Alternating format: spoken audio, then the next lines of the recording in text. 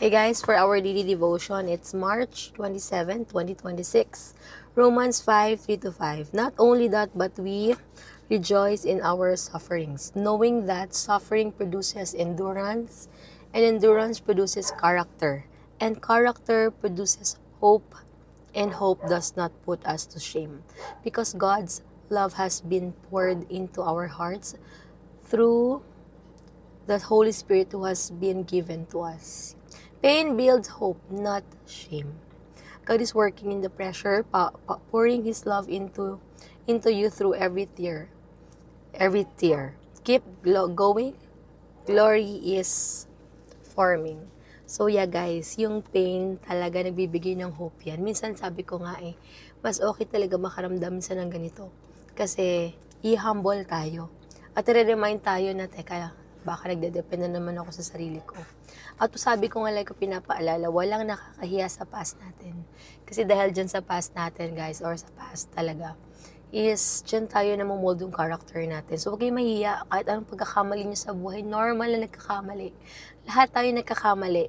Yung ina-idolize natin dito sa mundong to, nakakala natin perfect yung buhay, very filtered, napaka parang sobrang perfect. Siyempre, piliin mo yun na ipakita yung buhay mo na perfect, but behind everything, or behind that camera, guys, behind the scenes, guys, alam naman natin talaga na hindi talaga yan perfect. Kasi lalo na dito sa social media, ang daling mag-share, di ba, ng mga gusto lang nating i-share na magaganda, hindi halatang wala tayong pinagdadaanan. Ang daling magpakita na perfect yung buhay natin, and everything, diba, na ang daling ipakita yung status symbol natin, pero behind that, hindi mo alam kung ano yung pinagdadaanan nila.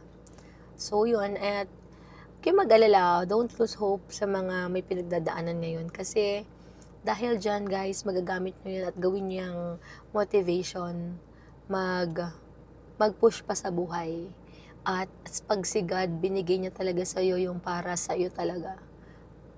Magugulat ka na lang talaga na mapapatanong ka na, Lord, anong nagawa ko? Bakit na-deserve ko to?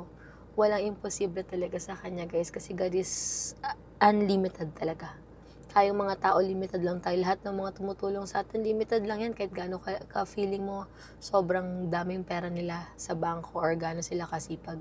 Limited lang yan, guys. Pero si God is unlimited. So, don't lose hope, guys. I pray na masulit natin kung ano yung nasa mundong to at magpakabuti na lang tayo, and God will do the rest. So, yun lang guys. Have a blessed day and God bless po.